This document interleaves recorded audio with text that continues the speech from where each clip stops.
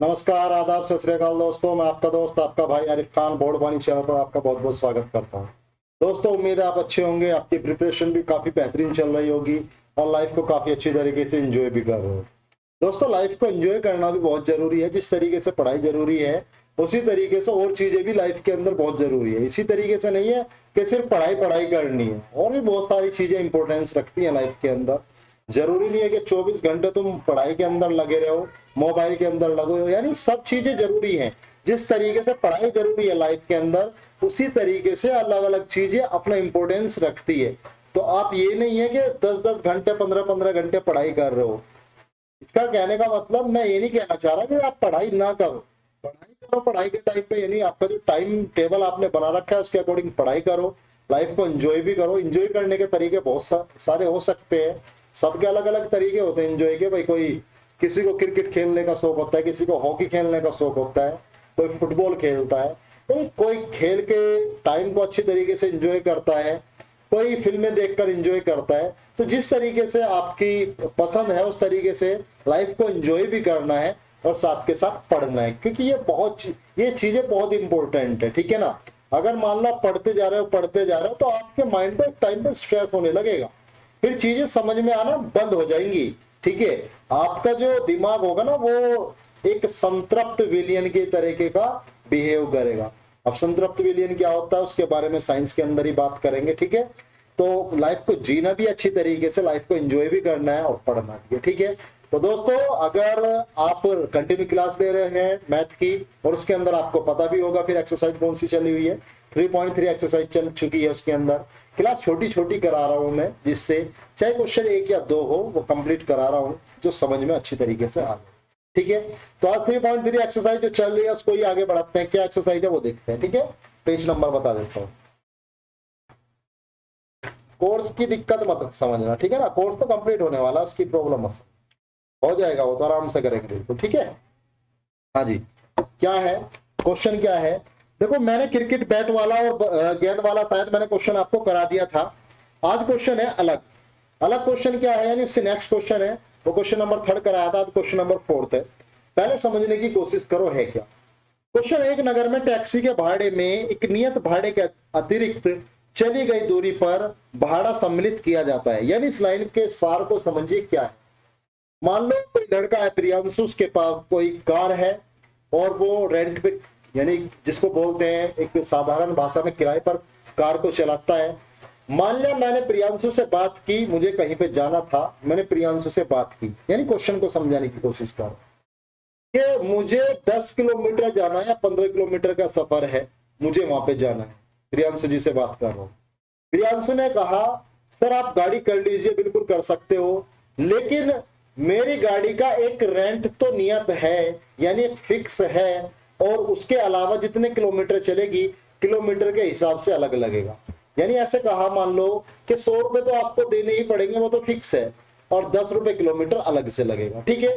यही कहना चाह रहा है क्वेश्चन के अंदर, क्या कि एक नगर में टैक्सी के भाड़े में एक नियत भाड़े के अतिरिक्त चली गई दूरी पर भाड़ा सम्मिलित किया जाता है। यानी नियत किराया तो है ही है, और उसके अलावा जो किलोमीटर है उसका किराया अलग से लगेगा। अब किस तरीके से हम क्वेश्चन को करेंगे वो समझो। माना माना गाड़ी का या टैक्सी, जो भी मानना चाहते हो मान सकते हो, गाड़ी का नियत किराया, गाड़ी का नियत किराया बराबर कितना मान लिया मैंने, x रुपए मान लिया। कितना मान लिया, x रुपए, क्योंकि आपको नहीं पता कितना है। सारी बात समझ में, भाई आपको नहीं पता, आपको तो निकालना है ना वो। तो जिस चीज का नहीं पता उसको क्या मान के चलते, चर संख्या मान के चलते हैं। संख्या तो मैंने गलत बोल दिया, एक चर पद मान के चलते हैं, वेरिएबल टर्म मान के चलते हैं। तो ये चर ही तो है x, ठीक है। अब चाहे इसको x मान लो, चाहे y मान लो, चाहे a मान लो, चाहे b मान लो, वो आपकी मर्जी है, ठीक है। अब क्या होगा, ये गाड़ी का नियत किराया था, ठीक है। प्रति किलोमीटर प्रति किलोमीटर प्रति किलोमीटर गाड़ी का किराया, प्रति किलोमीटर का अलग लगेगा ना, प्रति किलोमीटर गाड़ी का किराया, वो मान लिया दोस्तों हमने y रुपये। वो क्या मान लिया मैंने, y रुपये मान लिया, ठीक है। इसको भी y ना मानना चाहते हो, b मान सकते हो, c मान सकते हो, जैसी आपकी मर्जी, चॉइस इज योर, ठीक है। जैसी आपकी मर्जी वैसे मान सकते हो।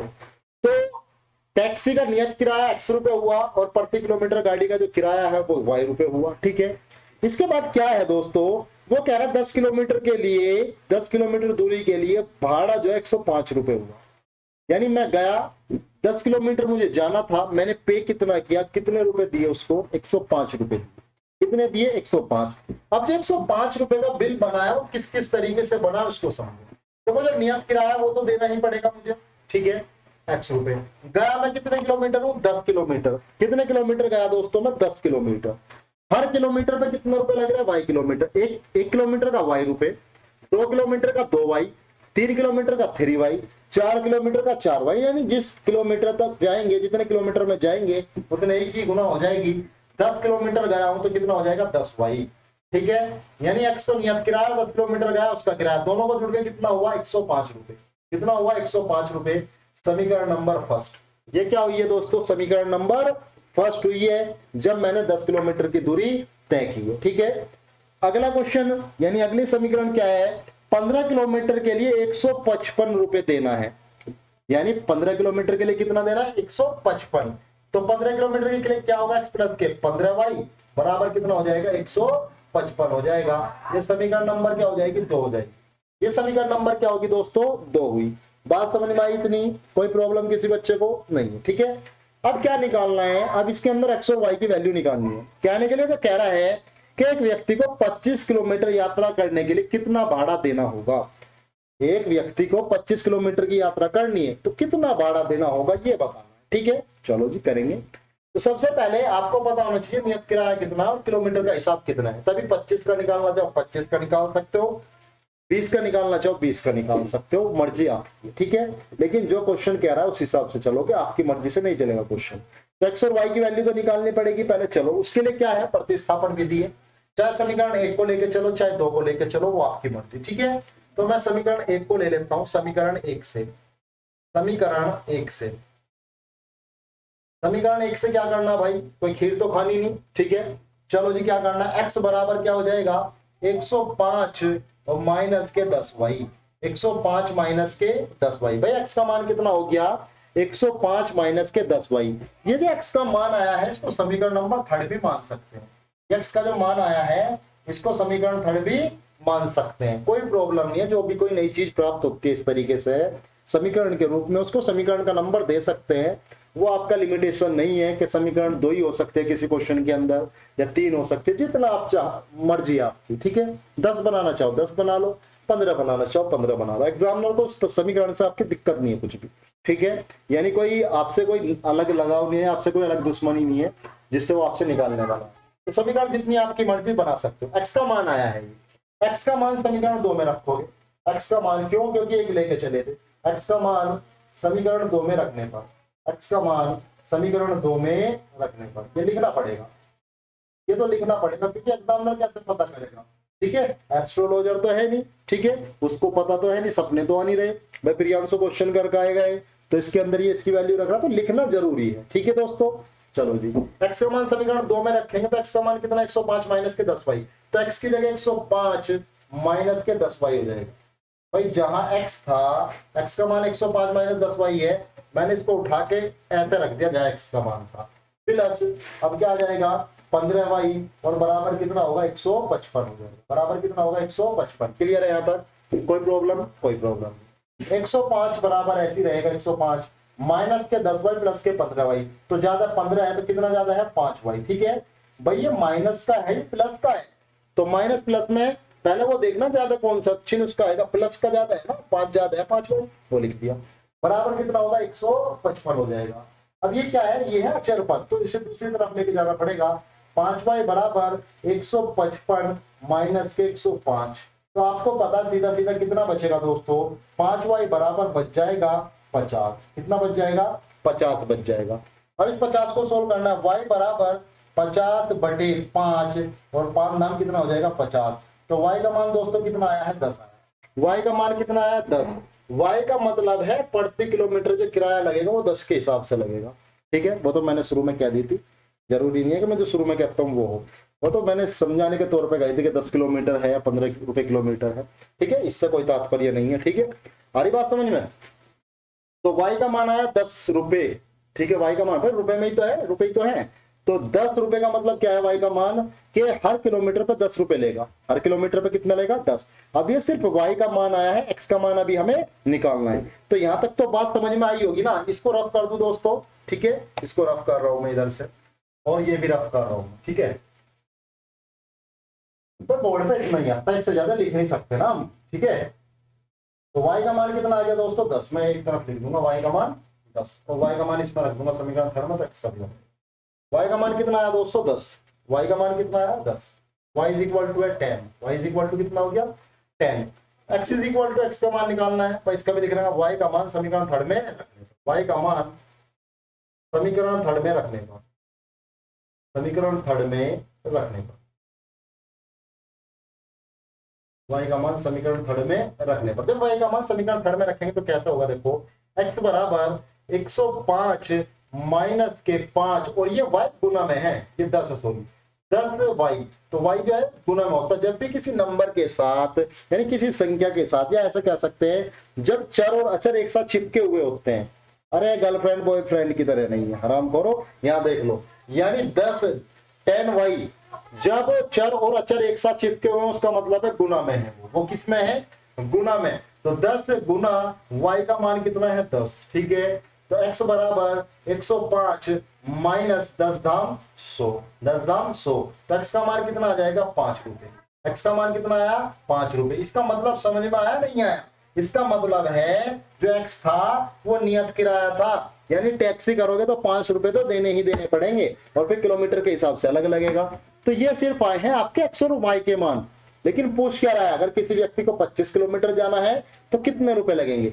देखो नियत किराया तो देना ही देना पड़ेगा ना, x रुपए, और प्लस 25y और देने पड़ेंगे। क्यों, 25 किलोमीटर जा रहा, हर किलोमीटर का y, तो 25 किलोमीटर का 25y। x का मान कितना है, 5, प्लस 25 गुना 10, तो क्या होगा, 5 प्लस 25 धाम 250, और 250 और 5 कितने होते हैं दोस्तों, 255 रुपए।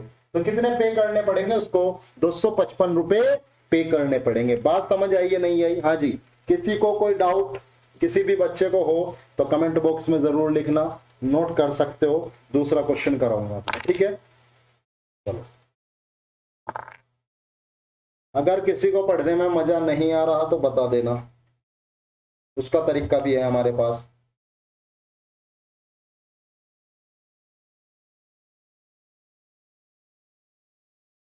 क्लास दोस्तों आपको कंटिन्यू मिल रही है, तो उसका फायदा उठाओ। सही बात, सिलेबस कंप्लीट हो जाएगा, उसकी दिक्कत मत लो, वो मेरे हाथ है। बोर्ड एग्जाम से पहले आपका सिलेबस कंप्लीट हो जाएगा दोस्तों, इसकी टेंशन मत लेना। हाँ, साइंस भी स्टार्ट करने वाले हैं, बहुत बच्चे की क्वेरी थी, बहुत जल्दी साइंस स्टार्ट होने वाली है। कराऊंगा साइंस में ही कंप्लीट कराऊंगा, की प्रॉब्लम मत लेना, ठीक है। अरे ऑलराउंडर है भाई, ऑलराउंडर। तो यहाँ क्लियर हुआ, कोई प्रॉब्लम तो नहीं किसी बच्चे को, कमेंट बॉक्स में लिखना अगर कोई प्रॉब्लम हो, उसको रफ कर लो। नेक्स्ट क्वेश्चन देखो, अच्छी तरीके से समझने की कोशिश करना, क्वेश्चन सारे अच्छे हैं इसके अंदर। देखो अगला क्वेश्चन क्या है। अगला क्वेश्चन है, यदि किसी भिन्न के अंश और हर दोनों में दो जोड़ दिया जाए, तो सबसे पहली तो बात भिन्न होती क्या है, मैंने पहले बता दिया। जिसके अंदर अंश और हर हो उसको बोलते हैं भिन्न, यानी ऊपर कोई संख्या बटे नीचे भी कोई संख्या। संख्या का मतलब यह है कुछ भी हो, चर पद हो चाहे चर पद हो, वो क्या होता है, फ्रैक्शन होता है, ठीक है। तो ये कह रहा है यदि किसी भिन्न के अंश और हर दोनों में 2 जोड़ दिया जाए तो वह 9/11 हो जाती है। यदि अंश और हर दोनों में 3 जोड़ दिया जाए तो 5/6 हो जाती है। वह भिन्न ज्ञात कीजिए। तो सबसे पहली बात यह है कि भिन्न का आपको नहीं पता तो भिन्न माननी पड़ेगी। माना भिन्न बराबर x अपॉन, माना भिन्न बराबर क्या मान लिया, x अपॉन y, ठीक है। भिन्न कितनी मान ली, x अपॉन y। तो ऊपर वाला होता है अंश, नीचे वाला होता है हर। तो कह रहा है यदि किसी भिन्न के अंश और हर दोनों में 2 जोड़ दिया जाए, यानी अंश में भी 2 जोड़ दिया मैंने और हर में भी मैंने 2 जोड़ दिया, तो वो क्या बनती है, वो बनती है 9/11।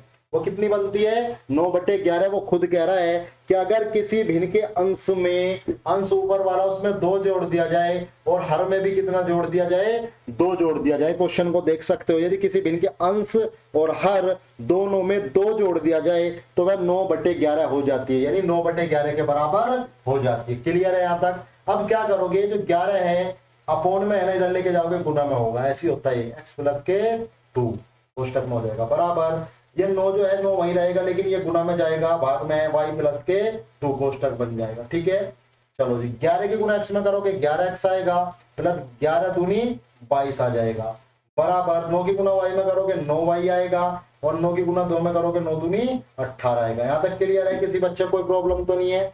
अब मैं सारे चर पद एक तरफ करूंगा और चर पद एक तरफ करूंगा, क्या हो जाएगा 11x माइनस के 9y, क्योंकि प्लस का है ना y तो इधर लेके आऊंगा माइनस का होगा, ये 18 है, ये प्लस का है उधर लेके जाऊंगा माइनस का 22। क्लियर है यहाँ तक? तो 11x माइनस के 9y बराबर कितना हो जाएगा, ये प्लस के 18 है, ये माइनस का 22 है, तो चलेगी किसकी, जो ज्यादा है। भाई अगर तुम किसी ग्रुप के साथ लड़ने जाते हो तो जीतेगा वही, लड़ते होंगे ना, अरे लड़ते होगे तुम स्कूल के अंदर, तो जब आप अपना ग्रुप लेके जाते हो तो जीतेगा कौन, जीतेगा भाई जिसका ग्रुप बड़ा होगा। साउथ के हीरो नहीं हो आप, ठीक है ना, अकेले मार दोगे, तो इस चीज को ध्यान रखना। तो जो ज्यादा बड़ा होगा वर्चस्व उसका ज्यादा होगा, जो ज्यादा होंगे। तो माइनस 18 कम है 22 ज्यादा, कितने का अंतर है 4 का, लेकिन चिन्ह किसका आएगा दोस्तों, माइनस का आएगा। तो 11x माइनस के 9y बराबर माइनस के 4, इक्वेशन नंबर फर्स्ट है, इसके नीचे कुछ नहीं लिखा दिखाई दे रहा होगा, इक्वेशन नंबर फर्स्ट। ठीक है, बात समझ आ रही है दोस्तों? आगे चलते हैं, आगे दूसरी समीकरण, 2 समीकरण बनेगी ना तभी तो x y के मान निकलेंगे। फर्स्ट समीकरण आपकी आई, दूसरी क्या है, यदि अंश और हर दोनों में 3 जोड़ दिया जाए, यानी अगर अंश में भी 3 जोड़ दे और हर में भी 3 जोड़ दिया जाए, अंश और हर दोनों में 3 जोड़ दिया जाए तो वो हो जाती है 5/6। कितनी हो जाएगी आपकी जो भिन्न होगी 5/6, वही यहाँ पे करना है, 6 की गुना होगी किसमें दोस्तों, x प्लस के 3 में, और इधर क्या होगी 5 की गुना होगी y प्लस के 3 में।